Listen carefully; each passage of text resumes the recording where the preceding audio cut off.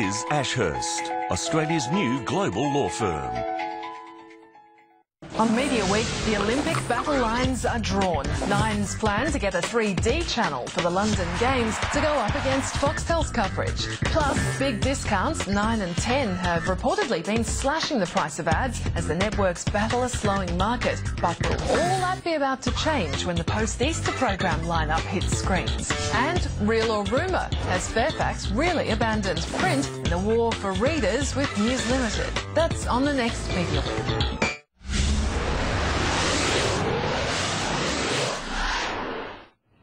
Welcome back. Now, not all politicians in Canberra are wasting their time bickering and arguing over irrelevancies. Last year I spoke with Western Sydney MP Ed Husic, who was taking on the global software giants who charge more for their product here in Australia than offshore. Here he is with an update on that and other important matters. Ed Husic, welcome to the show. Thank you very much for having me back. We talked last year. It seemed a good campaign. Quest you're on. Have you made any headway? Well, I was talking in Federal Parliament last week. I said that I'd gone online and been able to purchase the Apple III in 4 minutes 55 seconds, and it had taken me over 365 days to get a written response from Apple about why their products cost so much. And certainly it's been something I've been focused on for the past 12 months because people complain about up to 80% more to buy software here than other parts like the US and UK of the world. In fact, we've got some figures you've given us here, and we'll put them up because it really highlights what you're talking about. Yeah. Now, let's start. We've got Lenovo ThinkServer. Costs $769 in the US, $1,049 here. Wait for it. Microsoft Office 2010 Professional, something we all use, costs $349.99 in the US, $849 here. Unbelievable. Mac OS and Service Snow Leopard, $499 in the US, $699 here. This one, Adobe Photoshop Extended Digital Download, costs $999, $1,671 here. And this one, I don't know who can afford it, but great if you can. High-end, I suppose companies we're talking about, small businesses. High-end audio-visual editing system Smoke costs $25,000 in the US, $37,000 here. I mean, in some cases that's more than 50% higher. No, and it's unacceptable. Particularly, I mean, my concern is for small business. A lot of those figures, by the way, handed to me via Twitter, where people have just been frustrated to the nth degree about these differences and have sent me those figures, and I've quoted some people in Parliament on that. But small business in particular, that last example that you showed, $12,000 difference. Now, we are transforming our technological infrastructure in this country with the NBN. It's opening up opportunities for global trade, particularly for small businesses. They're competing against other businesses where they've got their hands behind their back or they've been set back because of these costs. And when you ask the IT companies, just explain. That's what I was going to say. What is their answer? Just tell us. And they do not respond. And in fact, some have said, and I won't name and shame them on the Perrett report, but they've gone better out behind parliamentary privilege. But they've said, well, effectively everyone else is doing it. Why, why shouldn't we? So that's why you've got to break the nexus, because it's a childish argument. When we talked last time, you were desperately trying to get Apple to respond, and the publicity actually made them. I think they had just agreed to meet with you. Did you meet with them in the end? No, in the end I didn't. So they announced they had to get the publicity they weren't bad, and then they never actually met with you. And while they're happy to have, and by the way, and to be absolutely upfront, they've had marketing people that have been keen to talk to me, but what I've been keen to do is talk with people in positions that are making the decision to find out why this is happening.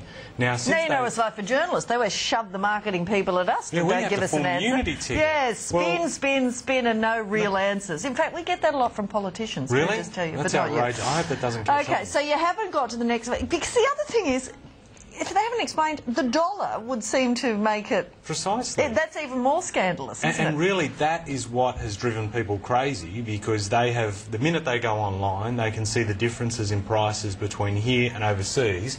But the other nasty is sites here get geo-blocked. That is, if you want to buy from, instead of buying here and going through the local website and wanted to go overseas, you can't because you're blocked. But surely I would have thought there's rules against doing this, just gouging you, or at the very least, I mean, is there something we can do? I mean, obviously, I think you've talked to Senator Conroy. I mean, surely the threat of a parliamentary inquiry, we have inquiries into everything else. This is fundamental to the future of our economic restructuring. Well, two things. Firstly, the Perrett report covered off what was happening today in court with Apple and its claims that it was providing a 4G compliant or compatible. They backed down very quickly. And they've well, they've been a bit cheeky. I mean, they won't actually let consumers. They're saying they won't let consumers know by putting the sticker on, and they'll give people refunds, knowing full well people, just champing at the bit to get the new. So I think that's a bit cheeky. So not great corporate citizen. Can I say to the ACCC, that's fantastic. But actually, consumers would love to see the ACCC get into this issue where downloaded software. So there's no bricks or mortar, there's no shipping handling fee, there's no payroll issue, right? No tax issue. Software downloads costing 80% more on some of the figures you've quoted. So that's an ACCC issue? Well, they should be tracking it down, and they won't, and I wish they would. Okay, who's the minister responsible then? Well, in the absence of that action, what I've been lobbying behind closed doors, and now it's not so closed, is talking to Minister Conroy's office about, look, we really need to put the spotlight on this and allow consumers the opportunity to put their views forward, and also if the IT companies who've been mute so far want to actually take up the opportunity to explain their pricing approach, there may be valid reasons. They should just be upfront about it. So you're talking, I guess you're calling for a government inquiry then? Yeah. I'd like to see a parliamentary inquiry. Are you getting any traction on this? Well, I'm working away at it, and I just think that we'll wait and see in the next week or so what the position is. Do you get the feeling, talking to your colleagues, that there is... I would have thought this is a lay down misère. Well, when I've kicked this issue along, I've had colleagues actually saying to me... In fact, one of my colleagues said, my son is just crazy about this idea and is wanting to get something done. You'd have the youth vote as well as the small business vote. And I've got to say, Janine, that is another thing that gets me too. Younger people who don't have the discretionary spend, the power of the discretionary spend, they really get affected by this.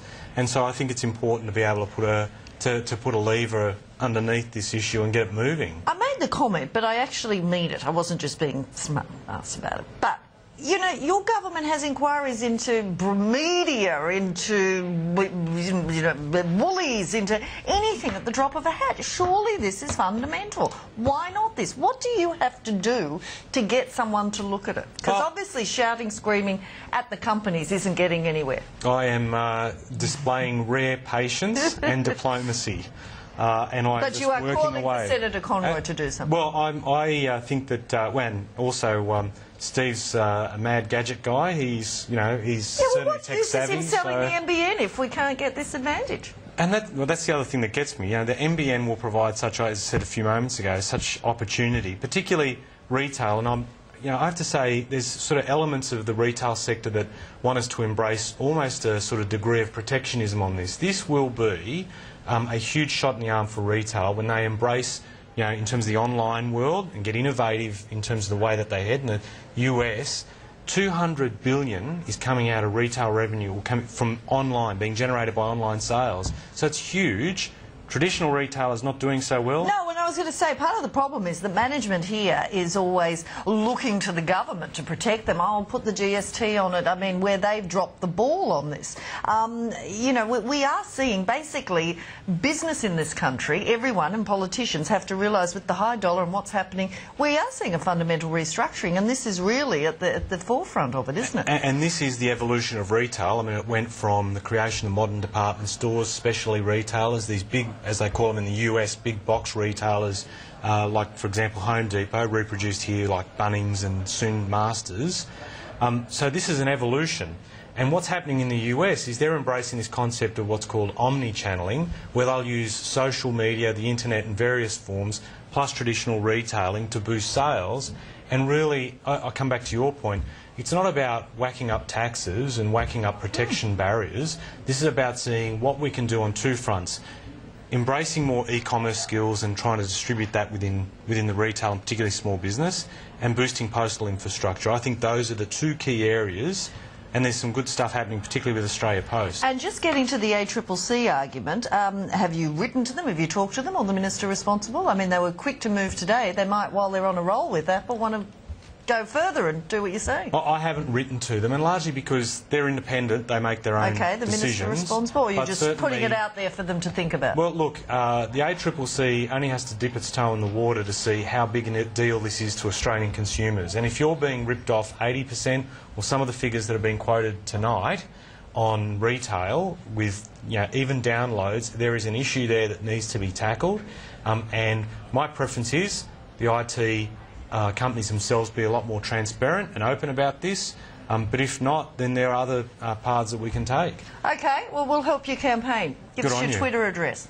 It's at Ed Husic MP, EDHUSIC MP on Twitter. Send me your details. I've been using them in Parliament, and Twitter's been fantastic for that purpose. Okay, you keep up the good fight. Thanks, On the day, Janine. Apple did have a bit of a black eye, as I called it, though, as you say, only going so far. That was Ed Husic. Do get behind it. It really is an outrage. And, we have had the dollar parity. What's gone on? Something we should all be careful about. That's all we have time for today, but I'll be back tomorrow night. Promise. See you then.